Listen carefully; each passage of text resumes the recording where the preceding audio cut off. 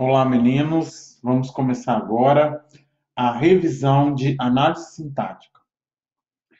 Percebam que essa é apenas o início da análise sintática. Nós teremos muito mais outras coisas para estudar, mas nós vamos focar agora nessa parte inicial de análise sintática. Então vamos lá. Primeiramente, nós já falamos, no sexto e o início do sétimo ano, nós estudamos sobre morfologia, ou seja, nós falamos das classes de palavras, as 10 classes de palavras. E agora a gente vai falar da relação que essas palavras atuam em uma frase. Então, nós vamos falar muito em função sintática, né? E o que devemos aprender? Em análise sintática, nós devemos aprender a identificar os constituintes sintáticos de uma oração. O que é isso? O sujeito, o predicado, o objeto direto, o objeto indireto, seus complementos, adjuntos, e interpretar o sentido deles nessas frases. Então, a todo momento nós falaremos em função sintática, certo? E aí nós vamos revisar os seguintes termos da oração. Os termos essenciais, sujeito e predicado, né? O que é o sujeito, o que é o predicado, e os termos integrantes, que são os complementos verbais, lembrando que nós só vamos estudar essa parte inicialmente. Primeira coisa, nós vamos estudar a diferenciar cada estrutura: frase, oração e período. A frase é todo enunciado com sentido completo, independente do tamanho, né? Independente. E temos uma pausa, um ponto de exclamação, um ponto de interrogação, reticências, enfim. Exemplo aqui, ó. Final de ano, né? Deixa eu pegar o laserzinho aqui. Final de ano, início de tormento. Fogo. Aí nós temos socorro, cuidado. Independente da extensão, independente do tamanho, é todo enunciado linguístico, palavra ou conjunto. Pode ser apenas uma palavra, mas tem sentido completo, é uma frase. Então, gravem. Frase, enunciado com sentido completo, tendo verbo ou não. Até porque nós temos o conteúdo de oração. Oração é todo enunciado que se organiza ao redor de um verbo ou locução verbal. Ou seja, tudo o que começa, tudo que tem uma frase, tudo que tem um verbo, todo enunciado com verbo é uma oração. Olha aqui, ó. Tudo começa com o pagamento da dívida. Tudo começa com o pagamento da dívida. Notem que nesse caso aqui, o começa é um verbo, certo? A mesma coisa é quando o verbo pode estar oculto numa frase, ó. O filme fez tanto sucesso quanto fez a novela. Nesse caso aqui, nós temos duas orações, apesar de um verbo estar oculto. Então, voltando. Frase, enunciado com sentido completo.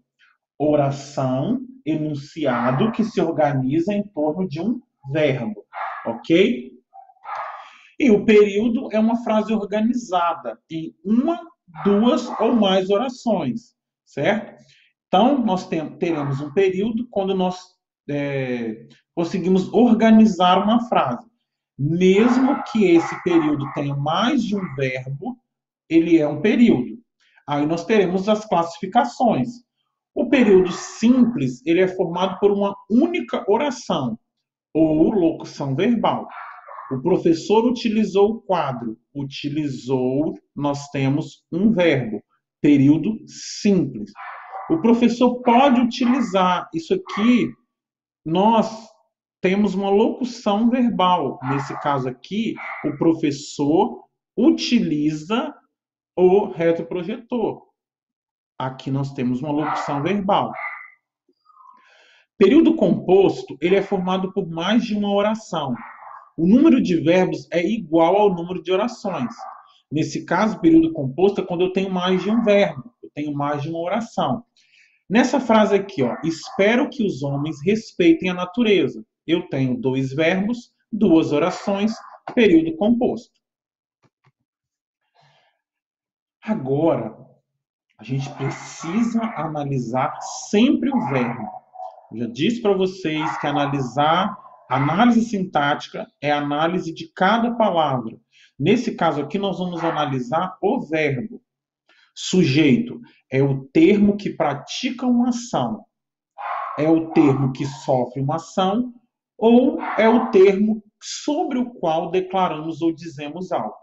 Então, esse termo, ele pode praticar uma ação, ele pode sofrer uma ação ou apenas podemos estar declarando algo sobre ele. Olha aqui, ó. Jéssica estudou muito. Jéssica é o nosso sujeito, é aquela famosa pergunta: quem estudou muito? Jéssica. Vanessa foi maltratada. Vanessa sofreu uma ação, a ação de ser maltratada. Quem foi maltratada? Vanessa. E eu posso estar declarando algo. Olha aqui, ó. Geise é uma ótima aluna. Eu estou fazendo uma declaração, certo? Geise é uma ótima aluna. Nesse caso, Jéssica, Vanessa e Geise são sujeitos. Aí nós temos o núcleo do sujeito. O núcleo do sujeito ocorre para que nós conseguimos identificar qual é a parte mais importância, a maior importância semântica de uma frase.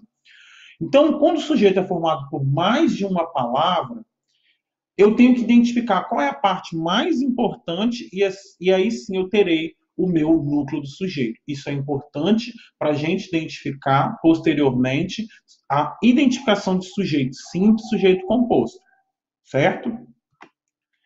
Aqui nós temos então os tipos de sujeito. Os sujeitos determinados são aqueles que nós conseguimos identificar quem foi que praticou ou sofreu sobre quem eu estou declarando algo. Olha, por exemplo, sujeito simples possui apenas um núcleo. Sujeito simples possui apenas um núcleo. A menina sorriu. Menina é o meu núcleo. Cuidado que, apesar de aqui nessa frase menina está no singular, eu posso ter um núcleo no plural e nem por isso ele ser mais de um núcleo. Se eu falar as meninas sorriram, apesar da ideia ser de mais uma pessoa, continua sujeito simples. Se eu falar os presidentes se reuniram, mesmo que é mais de um presidente, o núcleo é presidentes e é simples. Já no caso do sujeito composto, eu tenho aqui, ó, ocorre quando eu tenho dois ou mais núcleos. Olha aqui, ó. Romeu e Julieta morreram do mal de amor. Romeu é um núcleo, Julieta, outro núcleo. Se eu falar os namorados morreram do mal de amor, eu vou ter um sujeito simples, certo? Já o sujeito oculto, eu consigo identificar pelo final do verbo, pela desinência. Por isso que em alguns livros, algumas gramáticas, nós encontramos sujeito desinencial. Visitei uma integrante exposição. Nesse caso aqui, eu tenho o ei aqui, ó, que me dá a ideia de que é primeira pessoa. Eu. Quem visitou? Eu. É identificado pela terminação do verbo. Eu vou olhar a desinência do verbo. Ok? Continuando. Já o sujeito indeterminado ocorre quando eu não posso ou eu não quero identificar o meu sujeito. Então, é quando eu não sei ou eu não quero identificar, ou quando eu não posso identificar. A primeira ocorrência acontece com o verbo na terceira pessoa, sem haver sujeito expresso. Se eu falar assim, telefonaram para você. Esse caso eu não sei quem telefonou. Preste atenção que eu tenho uma ação praticada, mas eu não sei quem praticou essa ação ou quem sofreu essa ação. A outra ocorrência é quando o verbo está na terceira pessoa do plural. Aqui, meninos, como nós já estudamos, isso acontece quando eu tenho um sujeito, certo? E o meu verbo, ele é transitivo indireto. Precisa-se de quê? Olha, de digitadores. Quem é que precisa? Eu não sei. Precisa-se de digitadores. Alguém. Notem que digitadores está no singular, mas o verbo está no digitadores está no plural, desculpa, digitadores está no plural e precisa-se está no singular. Nesse caso aqui, eu vou identificar que eu não consigo saber quem é o meu sujeito, ok? A outra ocorrência é oração sem sujeito. Temos oração sem sujeito quando a informação centra-se em um verbo impessoal, ou seja, eu não tenho uma pessoa, alguém, um sujeito que praticou essa ação. Acontece nos verbos fenômeno da natureza, chover, ventar, anoitecer, amanhecer, certo? Acontece também nos verbos, chover, ventar, anoitecer, amanhecer, relampejar, trovejar, nevar. Choveu torrencialmente em Mato Grosso. Nesse caso aqui, eu não tenho alguém com essa ação praticada, ok? Já a oração sem sujeito, né, é uma exceção aqui quando o verbo de fenômeno da natureza for empregado em sentido figurado. Olha nesse caso aqui, ó. Choveram reclamações contra aquela empresa. Choveram reclamações. Reclamações choveram. Nota que aqui nós temos sim um sujeito. E choveram aqui, apesar de ser um fenômeno da natureza, nesse caso aqui foi empregado como sentido figurado, ok? Outro caso de oração sem sujeito são os verbos fazer, ser e estar na indicação de tempo cronológico ou clima. Faz 2 anos que ele saiu. É 1 hora. Está frio. Verbo fazer, ser e estar na indicação de tempo. Faz 2 anos. Tempo.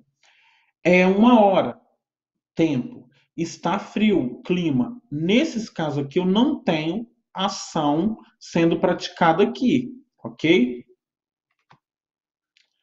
O terceiro é o verbo haver no sentido de existir, indicando o tempo ou indicando o tempo transcorrido.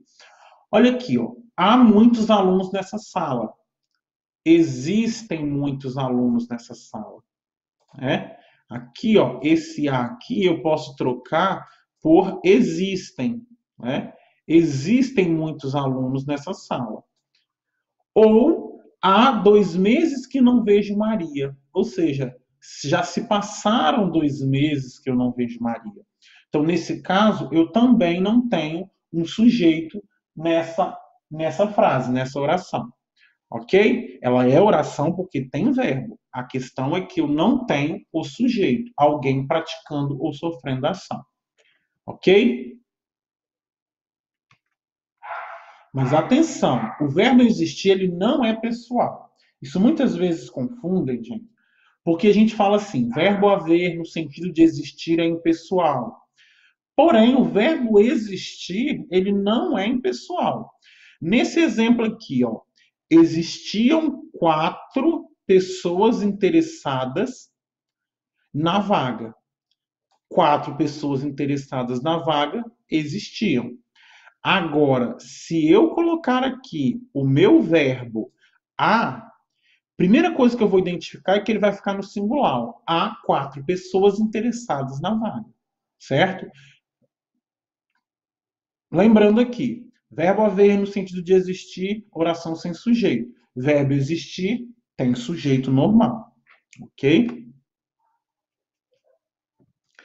Aí nós vamos estudar predicação verbal, quando nós temos transitividade verbal. Trata do modo pelo qual os verbos formam o predicado, isto é, se exigem ou não complemento.